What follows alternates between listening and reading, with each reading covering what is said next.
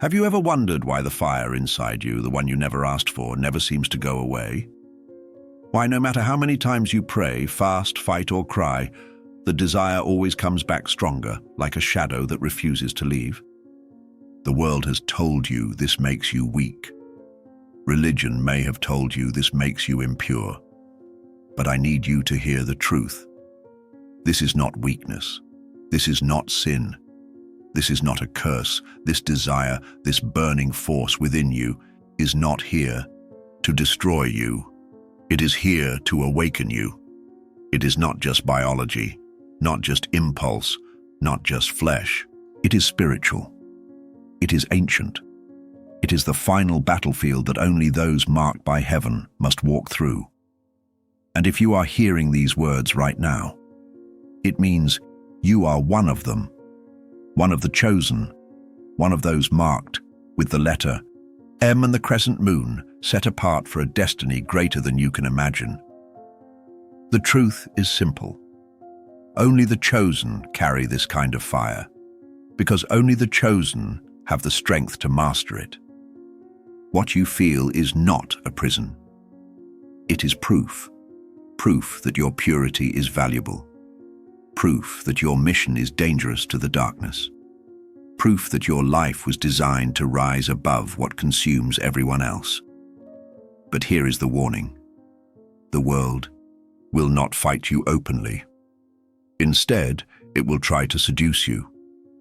It will use screens, songs, images, and illusions to drain you slowly, to confuse you, to convince you that your gift is a curse. That is the real test, not to extinguish your fire, but to control it. And if you can see this for what it truly is, you will understand. Your desire is not your downfall, it is your doorway. And before we go deeper into this revelation, I want you to take a step of alignment right now. Type the number 99 in the comments. Why 99? Because it represents completion, the closing of old cycles, and the preparation for a new beginning. By writing it, you are declaring that the cycle of shame and confusion ends with you, and that you are ready to step into the fullness of your calling. And if you haven't yet, make sure to subscribe. Not because of this channel, but because your soul deserves a place where it is reminded of its power, its clarity, and its destiny. Every word you'll hear here is meant to guide you back to yourself, back to the truth that you are not broken, you are chosen. So stay with me until the very end of this message. Because what you are about to discover will not only explain the weight you carry, it will show you how to transform it into the fire that makes you unstoppable. From the very beginning of your life, there has been something different about you. You felt emotions more deeply, noticed things others overlooked, and carried a sensitivity that the world often mocked or misunderstood. And with that sensitivity came something else, a burning desire that never seems to leave. For years, you may have thought of it as weakness, sin, or shame. But the truth is far more profound. That desire was never meant to enslave you. It was encoded within you as a sacred key. Desire is not random. It is not an accident. It is not just the chemistry of your body or the impulses of your flesh. Desire, for the chosen, is a divine code. It is a sign that you carry a frequency most people cannot comprehend, a frequency of fire. And fire, as you know, can destroy, but it can also illuminate, purify, and ignite. The difference lies in whether it is mastered or wasted. This is why sexual desire becomes the final test for the chosen. It is not about punishment, and it is not about guilt. It is about power. Because hidden inside that very energy is the life force that fuels creation, vision, clarity, and authority. Those who are chosen were never meant to suppress this fire, but to transform it, to recognize it as the very proof of their calling. Think about it. Why would the world work so hard to convince you that your desire makes you broken? Why would it set traps in your path so early? Images, addictions, illusions, all designed to confuse you, because it knows something you are only beginning to realize. Your energy is sacred. Your sensitivity is not a weakness.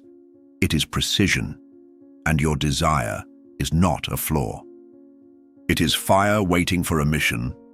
The chosen are dangerous not because they are perfect, but because they are aware.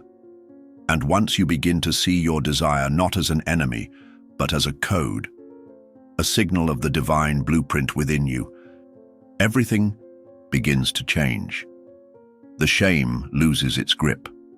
The confusion begins to fade, and you start to understand you were never asked to extinguish your fire. You were called to elevate it. This is the first revelation. Desire is proof, not punishment. It is the mark of your mission, the evidence of your sensitivity, and the key to the authority you were born to carry. Those who are not chosen never face this intensity because they were never meant to. But you, marked with the letter M and the crescent moon, were chosen to carry fire and to learn how to turn it into light. When you trace the story of your life, one truth becomes impossible to ignore. The battle against you did not begin when you became conscious of desire.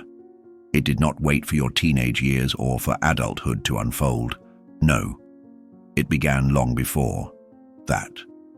Before you even had language for what you were feeling, before you understood what love or intimacy meant, there were already forces at work trying to shape you, distract you, and corrupt the gift inside you. Why would this happen so early? Because purity is not weakness. Purity is raw, concentrated power. And the world, the system, the architecture of darkness knows this. It knows that when a chosen one walks in purity, their presence becomes unstoppable. They bring truth that exposes illusions. They bring clarity that disrupts deception. They carry authority that cannot be bought or imitated. And that is why the attacks do not wait. They come as early as possible, because the sooner your energy can be confused, the easier it is to delay your awakening. Think back. Maybe before you even reached adolescence, the traps were already being laid. The music around you was filled with messages of lust disguised as love. The media you consumed blurred the lines between intimacy and exploitation. Even the conversations you overheard planted seeds of confusion about what your body, your emotions, and your desires were meant for. And maybe, for some, the wounds went even deeper. Moments of betrayal, manipulation, or exposure to things your spirit was never meant to carry so young. None of it was coincidence. It was strategy. The truth is this: the battle did not target you because you were weak. It targeted you because you were marked. From the moment of your birth, you carried something rare, a fire, a sensitivity, a frequency that others did not have. And that light made you visible to realms beyond the physical. They saw who you were before you could see it yourself. They saw the leader, the healer, the voice of truth you would become. And so they came after you early. You may have grown up feeling different, sensing that you didn't fit in. While others laughed easily at shallow things, you noticed the silence between words. While others seemed blind, you felt energies no one else could name. This sensitivity made you a target, and the easiest way to confuse the sensitive is to attack their purity. Because once purity is shaken, shame takes root. And shame, if left unchecked, becomes a prison. But listen closely. The fact that you were attacked early does not mean you were defeated. Scars do not mean failure. Scars are proof that you endured what was designed to break you.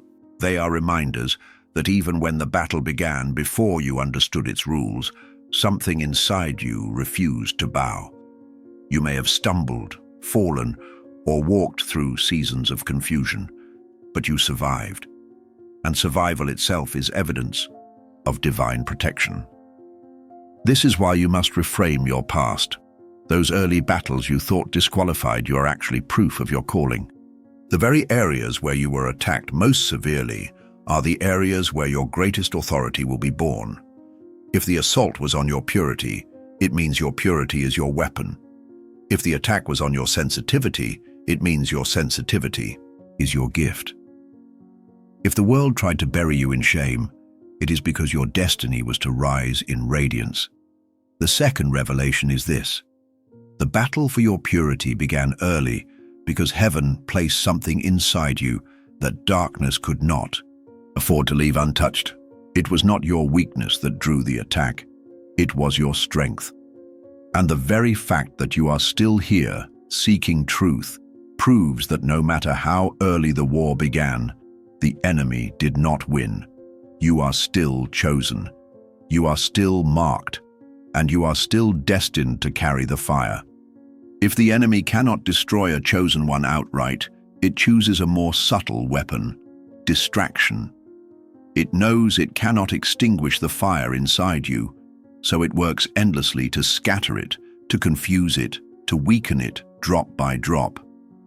And this strategy does not come with loud battles or obvious threats. Instead, it comes quietly, slipping into your daily life until you can no longer tell where the war even began. Think about it. How many times has your desire intensified right before a breakthrough? How many times has the temptation grown louder the moment you began to walk in silence, in clarity, in focus? That is not coincidence. It is design. The system you were born into does not fear your falls. It fears your rising. So it floods your senses with noise. Screens filled with endless scrolling, songs crafted to stir lust instead of love, images designed to stir hunger without satisfaction, small distractions that add up until your energy leaks away, leaving you too tired to rise. And that is the why genius of this trap. It does not come to kill you quickly. It comes to drain you slowly. Not enough to destroy your life, just enough to dim your light, just enough to make you forget who you are, just enough to keep you running in circles, chasing highs that never last, so you never step fully into the clarity of your calling. Because a drained soul does not dream. A drained soul does not discern. A drained soul forgets it was chosen. But here is the truth the world does not want you to realize.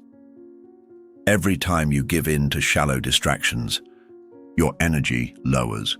Yet every time you resist, not with guilt, not with fear, but with awareness, your energy rises. And when it rises, something shifts. Your sight sharpens, your spirit awakens, your authority strengthens. Suddenly, the distractions that once ruled you begin to lose their grip. This is the real war. It is not simply about your body, your emotions, or your cravings. It is about your clarity. It is about keeping you numb enough to forget what you carry. Because once you remember who you are, once you reclaim the fire that was hidden beneath the noise, you become impossible to control. And before we move deeper, I want you to take a stand, right here, right now. If you have ever felt the weight of distraction trying to pull you away from your true self, I want you to declare it openly. Type in the comments, "I protect my focus." Write it as a vow, a decision, a mark that the system did not win and that your energy belongs to your mission. This simple act of declaration has power because it shifts your awareness from confusion to clarity, from weakness to authority. So remember this: distraction is not neutral. It is a strategy. But you, chosen one, are not called to scatter your fire. You are called to master it, to channel it, and to burn with purpose. For so long, the message you've been told about desire is simple: resist it, suppress it, bury it. Religious systems, cultural voices, even your own inner critic may have whispered that if you were holy enough, strong enough, or disciplined enough, this fire would disappear. But let's be honest, has suppression ever truly worked? Every time you tried to kill the fire, it came back stronger, louder, wilder, like a storm refusing to be silenced. and the more you fought it in secrecy and shame, the more powerless you felt. But here lies the truth no one told you. The fire was never meant to be killed. It was meant to be transformed. This is the great secret of the chosen. What feels like a curse at first glance is, in reality, a sacred gift. The very energy that once dragged you into cycles of guilt and defeat is the same energy that can lift you into clarity, power, and authority. This is the mystery of transmutation. Transmutation means taking the raw, untamed energy of desire and channeling it upward, refining it, reshaping it until it fuels your divine purpose instead of consuming you. Imagine for a moment the same current that once left you empty after indulgence becomes the spark behind your creativity, the power in your prayers, the fire in your words, the magnetic presence that shifts entire rooms. What once weakened you begins to empower you. What once drained you begins to sustain you. This is why your desire feels so overwhelming at times, because it is not ordinary energy. It is sacred voltage. And sacred voltage cannot be wasted without consequence. It must have a channel. If you scatter it into shallow pleasures, it burns you. But if you contain it, elevate it, and direct it toward your calling, it ignites you. It becomes focus. It becomes vision. It becomes clarity that others cannot explain. Look at history. Every prophet, every mystic, every awakened soul has passed through this fire. Not by erasing desire, but by learning to wield it. They discovered that suppression leads only to shame, but transmutation leads to liberation. Suppression says, I must kill my craving. Transmutation says, I will give my craving a higher altar. Suppression creates prisons. Transmutation creates power. And when you begin to walk in this mystery, people around you notice without you saying a word. Your silence carries weight. Your eyes radiate fire. Your presence unsettles those living in illusion and comforts those seeking truth. Some will be drawn to you without knowing why. Others will be repelled, triggered, even hostile. But that is not your concern. Because once your fire is transmuted, you no longer live for reactions. You live in alignment. Does this mean the cravings vanish? No. The fire will always rise because it was placed within you on purpose. But now, instead of fearing it, you see it for what it is, a reminder of your calling, a signal that you carry voltage too sacred to be wasted. And each time you resist distraction, not from guilt but from awareness, you grow stronger. Each time you redirect that fire into focus, you climb higher, and slowly you realize you are no longer the one being chased by desire. You are the one walking ahead, and desire is following you, waiting to be commanded. This is the fourth revelation. Desire is not an enemy to escape, but a current to master. You were never asked to kill the fire. You were asked to become the fire, refined, purified, transmuted into light that cannot be contained. And when you reach that place, you discover the greatest truth of all. The very thing that once made you feel weak was actually the portal to your power. Chosen one. The battle you face is not only about you. This is the first truth you must let sink into your spirit. Because if you believe the struggle is only personal, you will underestimate its weight and misinterpret its purpose. The fire inside you, the cravings that sometimes feel unbearable, the relentless temptation that seems to shadow you at every stage of life, none of this is random. It is not simply your weakness on trial. It is the burden of generations converging on your shoulders. Think carefully. Have you not felt that this war is older than you? That the patterns pulling at you are ancient, woven into the history of your family, your bloodline, even your culture? It is because they are. The truth is that many of your ancestors carried the same fire you now carry. They felt the same ache, the same desire, the same spiritual longing, but they did not have the tools to understand it. They were never taught how to transmute, how to rise above shame, how to channel their fire into purpose. And so, many of them fell. They became trapped in cycles of secrecy, in addictions they could not name, in longings that left them hollow. Not because they were weak, but because they did not know what you now know. And this is why the battle has found you so fiercely, because you were chosen to be the one who breaks it. You are not just fighting for yourself. You are fighting for those who came before you and for those who will come after you. You are the hinge between history and destiny, the place where the pattern meets its end.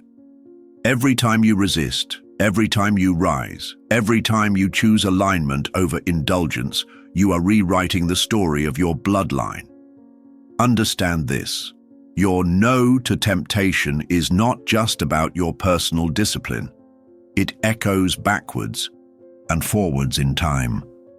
It redeems your lineage by bringing honor to ancestors who could not finish their fight.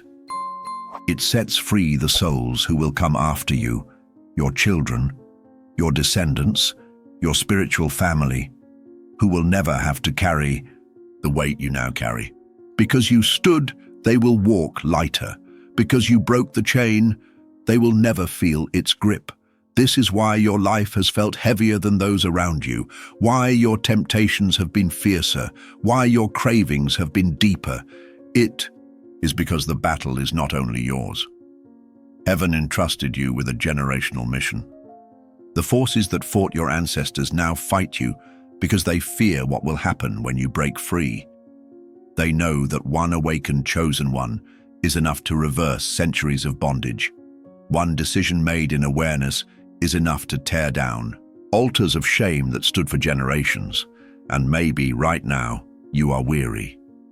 Maybe you wonder why the fight has followed you from childhood, why the attacks never seem to rest. But hear this clearly. The heaviness is proof of your importance. The intensity of your temptation reveals the weight of your calling. Chains do not cling to those who have no power to break them. They cling to the breaker, the one destined to shatter them once and for all.